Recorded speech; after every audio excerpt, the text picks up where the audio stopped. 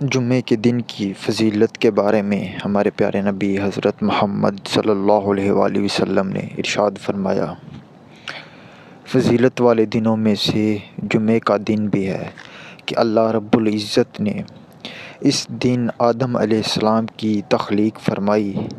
اسی دن آپ کی روح قبض کی گئی اور جمعے کے دن ہی قیامت آئے گی اور جمعے والے دن ہی تمام بنی نوع انسان کو دوبارہ زندہ کیا جائے گا۔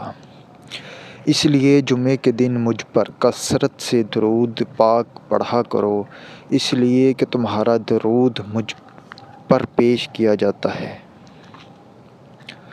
صحابہ نے عرض کی، یا رسول اللہ صلی اللہ علیہ وآلہ وسلم، جب آپ اس دنیا سے پردہ فرما جائیں گے تو پھر ہمارا درود آپ پر کس طرح پیش کیا جائے گا؟ تو آپ صلی اللہ علیہ وآلہ وسلم نے جواب دیا، اللہ تعالیٰ نے زمین پر انبیاء علیہ السلام کے جسموں کو کھانا حرام کر دیا ہے۔